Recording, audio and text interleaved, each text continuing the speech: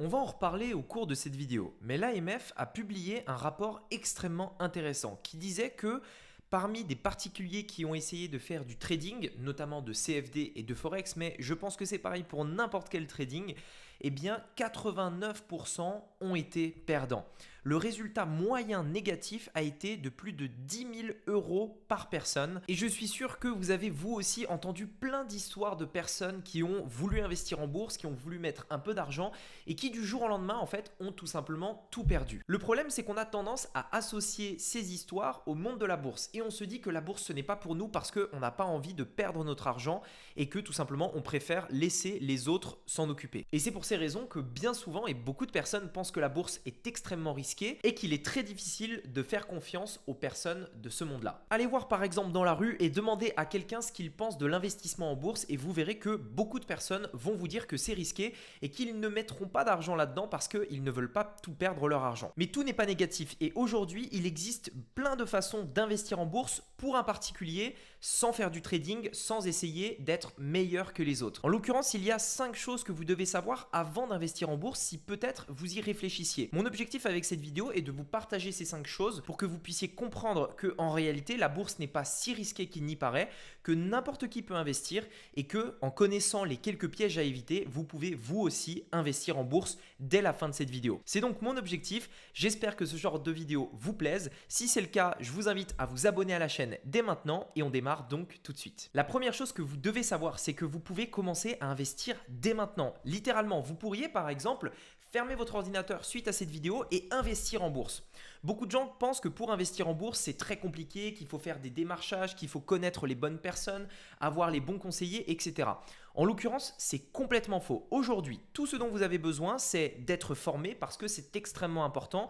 On va y revenir, mais vous devez connaître les choses à éviter. Vous devez savoir comment définir votre propre stratégie. Mais on y reviendra. Vous devez être formé, mais sinon, tout ce dont vous avez besoin, c'est d'un ordinateur, une connexion Wi-Fi et un compte chez un courtier en ligne. Le gros avantage des courtiers en ligne, c'est que c'est extrêmement simple. Regardez, il en existe plusieurs en fonction de ce que vous voulez faire, de vos objectifs, Fortuneo, Bibank, Yomoni, il en existe vraiment beaucoup, eToro, XTB, Capital.com, enfin bref. L'idée, c'est simplement d'enlever les intermédiaires.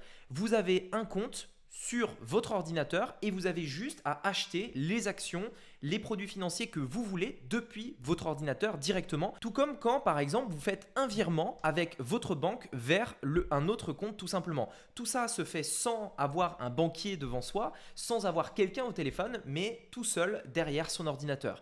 Eh bien aujourd'hui vous pouvez investir de cette façon avec un courtier en ligne ou autrement appelé broker en ligne. Et en plus de ça, vous pouvez commencer à investir des petites sommes. Regardez, l'action Total Énergie, donc l'entreprise Total, ne coûte que 45 € seulement. Ça veut dire que vous pouvez commencer à acheter une part de cette entreprise pour seulement 45 €. Vous pouviez aussi acheter un ETF. Un ETF, pour faire simple, c'est un produit financier qui regroupe plusieurs dizaines, voire centaines d'entreprises. Ici, il s'agit d'un ETF sur le CAC 40. Cet ETF-là comprend 40 entreprises du CAC 40, une petite part. Vous pouvez voir en fait exactement ce qu'il compose. Vous voyez qu'il y a 12% de LVMH, donc ça va être tout ce qui est Louis Vuitton, etc. Il y a 6% de Total, 6% de L'Oréal, etc. Et bien en fait, vous pouvez pour 32 € acheter une part de ces 40 entreprises. Donc littéralement, vous pouvez commencer avec n'importe quel budget, en tout cas quelques dizaines d'euros, et un broker en ligne et vous pouvez d'ores et déjà investir en bourse.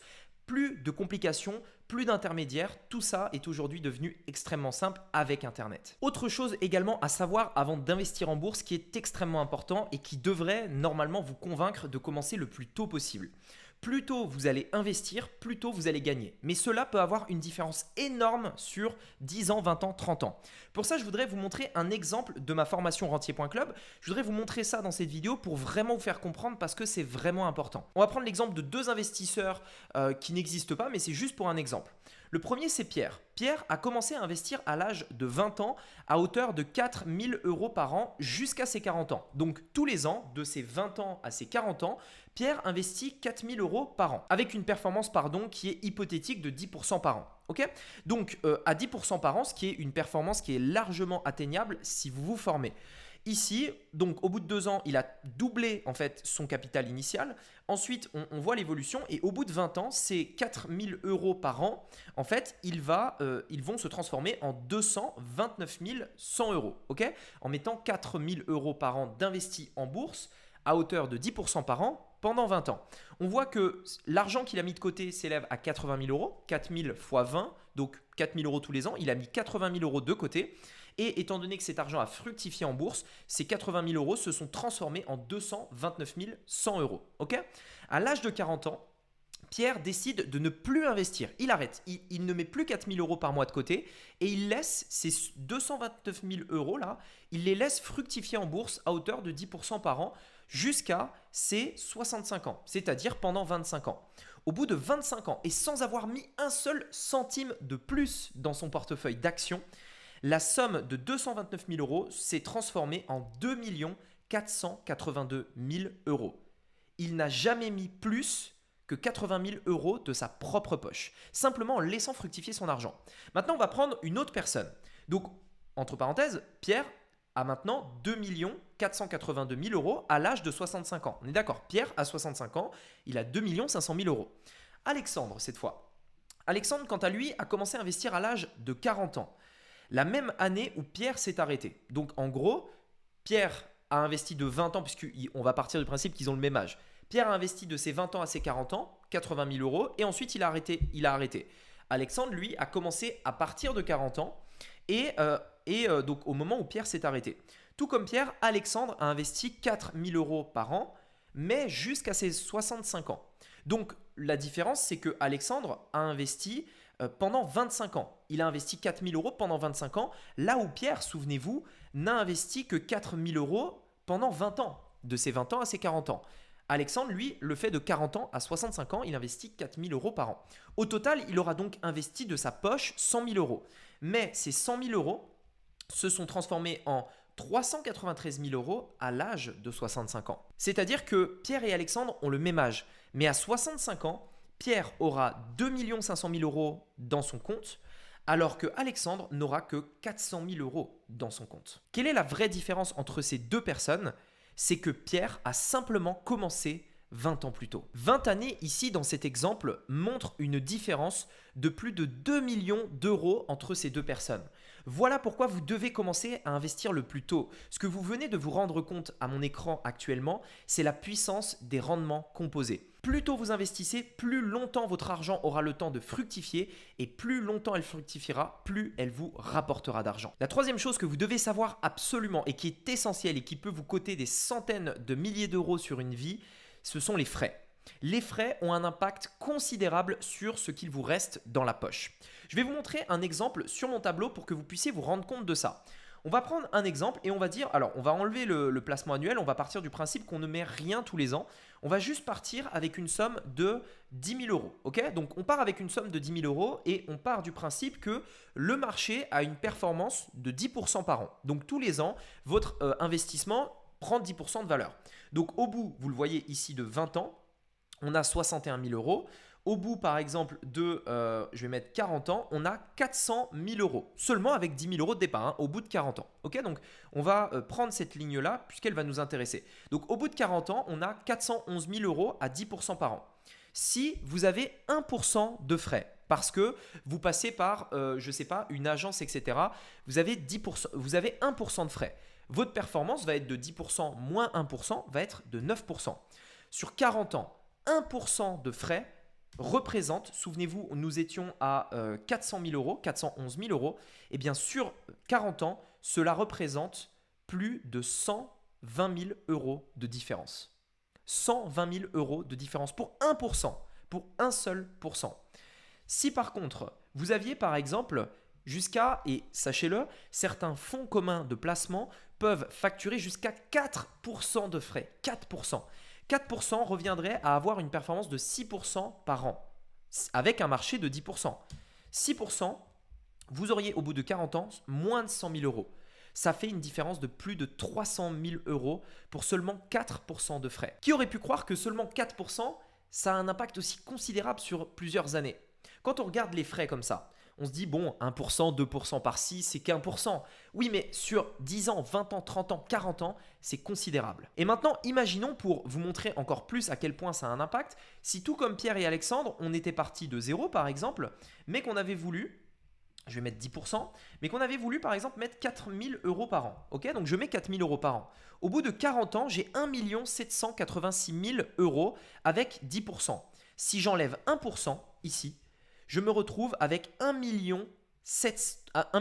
300 000. Si j'ai 4% de frais, alors je vous le rappelle, on était à 1 780 000, hein, donc 1 800 000 pour simplifier. Avec 6% de frais, donc, enfin avec une performance de 10% et 4% de frais, donc 6%, on se retrouverait avec même pas 700 000 euros, c'est-à-dire près de 2 fois moins. Est-ce que vous vous rendez compte de l'impact que les frais peuvent avoir sur votre performance? Ainsi, le fait d'investir dans des stratégies qui vont vous permettre de minimiser les frais est extrêmement importante. Les personnes que j'accompagne, je leur apprends à investir avec des frais de 0,2, 0,3, 0,5% maximum.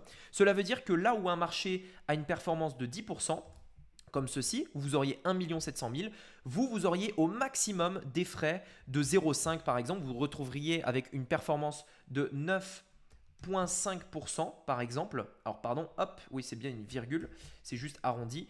Et vous retrouveriez avec, bien entendu il y a des frais, on est obligé d'avoir des frais, mais l'impact est considérablement réduit. Et comme vous pouvez le voir ici, sur 20 ans, 30 ans, 40 ans, 1% de frais peut vous coûter des centaines de milliers d'euros. La quatrième chose à savoir avant d'investir en bourse, et vous devez en prendre conscience, c'est que vous ne pouvez pas tout perdre si vous savez vous y prendre. La plupart des gens pensent que quand on investit en bourse, on n'a aucun pouvoir sur son portefeuille, que l'argent on l'a donné à quelqu'un et que maintenant, eh bien, on doit subir en fait les hauts, les bas du marché, etc. Mais dans les faits, il existe plein de possibilités pour vous protéger. Par exemple, le stop loss. Il en existe plusieurs, mais je voudrais mettre celle-ci en avant puisque c'est l'une des plus importantes et les plus faciles à comprendre. Regardez ici, il s'agit du S&P 500, on va dire en gros c'est la représentation du marché américain. Et vous le voyez ici, il s'agit de la crise du Covid donc qui a eu en mars en fait, en février 2020, là où le Covid vraiment a fait peur à tout le monde et le marché s'est effondré. Et en fait entre février 2020 ici et vous le voyez, on est ici en mars 2020, donc en un mois, on a perdu 30% de la valeur du marché, ce qui est assez gros et qui peut faire peur beaucoup de personnes. Et la plupart des gens se sont dit, là c'est dangereux parce que si vous aviez un portefeuille ici et boum, d'un coup vous perdez 30%, c'est très risqué. Alors premièrement, je tiens quand même à préciser une chose. Regardez ça, si vous aviez juste rien fait, vous auriez en fait récupéré votre… vous auriez rien perdu, c'est-à-dire vous n'auriez rien perdu si vous aviez juste attendu et que vous aviez en fait attendu le 18 août, vous auriez rien gagné mais rien perdu. C'est-à-dire que si vous aviez 100 000 euros ici, eh bien il y a plein de gens qui peut-être ont vendu par peur, mais en réalité si vous aviez juste attendu quelques mois, vous auriez récupéré vos 100 000 euros. Donc ça c'est le premier point, il faut avoir une stratégie et bien se former. Deuxième point, vous pouvez mettre ce qu'on appelle un stop loss. Alors un stop loss c'est quoi? En gros regardez, ici on est à… Donc je vais mettre un point ici, donc je vais mettre une barre. Ici on est à, vous le voyez, 3377. Imaginons que par malchance, vous avez décidé d'investir en bourse pile à ce moment-là, c'est-à-dire vraiment vous avez vraiment pas eu de bol, vous avez acheté au pire moment, c'est-à-dire au moment où c'était le plus haut en fait au niveau des cours. Donc vous achetez par exemple, je sais pas moi, 100 000 euros ici, donc vous l'achetez à peu près 3400 et d'un coup boum ça s'effondre. Et bien en fait au moment où vous achetez, vous avez donc les brokers en ligne vous permettent de faire ça. Vous pouvez dire par exemple tiens, au cas où, si ça baisse de 10%, donc par exemple imaginons si le cours au moment où j'achète, je l'ai acheté à 3400, mais si le cours atteint 3200, c'est-à-dire ça perd 200 en fait, si le cours atteint 3200, vend automatiquement. C'est-à-dire, imaginons que je dorme et que dans la nuit, en fait, le cours s'effondre de 50%, par exemple. Eh bien, en fait, ça ne peut pas nous faire tout perdre notre argent parce qu'on peut mettre des règles automatisées qui sont, par exemple… Moi, je l'ai acheté à 3400. Si ça atteint 3200, tu vends automatiquement. C'est-à-dire, vous pouvez définir des pourcentages. Par exemple, si ça perd 10%, si ça perd 20%, si ça perd 30%, enfin bref. Si ça descend en dessous en fait, de la limite à laquelle vous étiez prêt à arriver, eh bien, dans ce cas-là, vous pouvez mettre un stop loss qui permet de vendre automatiquement. Parce que regardez ici. Ça paraît évident en fait quand on revoit l'historique. Mais regardez, ici, là, on voit que le cours est très haut, ici. Sauf que je ne sais pas si le cours, à l'avenir, va plutôt faire comme ça. C'est-à-dire, est-ce qu'il va continuer de monter ou est-ce qu'il va descendre ici? Je n'en ai aucune idée. Par contre, ce que je peux être sûr, c'est que moi, si je l'achète là, je peux mettre un stop loss qui me fait vendre dès que le cours, par exemple, atteint ça. Et donc, si le cours baisse, ça va vendre automatiquement ici. Par contre, à l'inverse, si le cours monte, ici, par exemple, je vais le mettre en vert, par exemple, donc si le cours monte, si le cours décide de monter, eh bien, ce que je vais même pouvoir faire, c'est qu'après l'avoir vu monter, je vais pouvoir déplacer mon stop loss, puisque du coup, je n'ai pas envie de reperdre, j'ai pas envie de redescendre une grosse perte. Donc, si le cours monte, hop, je peux monter mon stop loss et je vais pouvoir bouger mon stop loss comme ça avec l'évolution du cours pour ne jamais redescendre trop bas. Parce que si par exemple, je sais pas moi, le 1er janvier, je mets mon stop loss ici et que le cours explose et que 10 mois après, j'ai toujours pas bougé mon stop loss et que le cours s'effondre, bah, j'aurais perdu de l'argent. Par contre, si je le monte progressivement ici, hop, et que je le fais évoluer avec le cours, et bien du coup, bah, je ne peux pas perdre toute mon argent et donc je vais continuer tout simplement de faire fructifier mon argent tout simplement. Donc si vous l'avez bien compris, il existe aujourd'hui des possibilités. Le stop loss en est une parmi tant d'autres, c'est l'une des plus importantes pour ne pas perdre l'argent que vous possédez. Et donc aujourd'hui, vous ne pouvez pas tout perdre en bourse. À présent, revenons à nos fameux 89% de personnes qui ont perdu de l'argent en essayant de trader. Alors, quelles sont les 3 raisons pour lesquelles ces personnes perdent de l'argent et comment ne pas les perdre? Puisque si vous voulez investir en bourse, on ne veut pas reproduire les erreurs des autres. Premièrement, sachez-le, ce sont des traders, pas des investisseurs. Et la différence est claire. Un trader, c'est quelqu'un qui va généralement essayer de faire du profit sur le court terme. Il va acheter une action à tel moment pour la revendre le lendemain ou peut-être la semaine d'après. On appelle le day trading les personnes qui vont revendre dans la journée, c'est-à-dire j'achète le matin à 9 h et je la revends à 16 h le soir. On appelle swing trading les personnes qui vont par exemple plutôt faire au cours d'une semaine ou peut-être d'un mois, etc. Et donc, c'est des personnes qui ont une vision très court terme. J'achète à un moment donné et je revends dans une semaine, dans un mois, etc. Et je dégage un profit. Le problème, c'est que quand vous achetez et quand vous revendez, il y a des frais. Et en plus de ça, le cours peut baisser à court terme, mais à très long terme, monter. Le problème, c'est que pour faire du trading, il faut être très bon. Et la plupart des traders pensent pouvoir battre le marché. Ça veut dire quoi? Ça veut dire qu'ils pensent pouvoir avoir une performance meilleure que le marché en achetant au bon moment et en revendant au bon moment. Mais sachez-le, même avec des outils extrêmement complexes, des graphiques qui montent, qui descendent, vous savez, le genre de graphique très compliqué qu'on ne comprend pas. Et bien même avec ça, personne ne pourra prédire en définitive si le marché va monter ou baisser. Et c'est la raison pour laquelle énormément de personnes perdent de l'argent dans le trading. Ils pensent qu'ils peuvent battre le marché.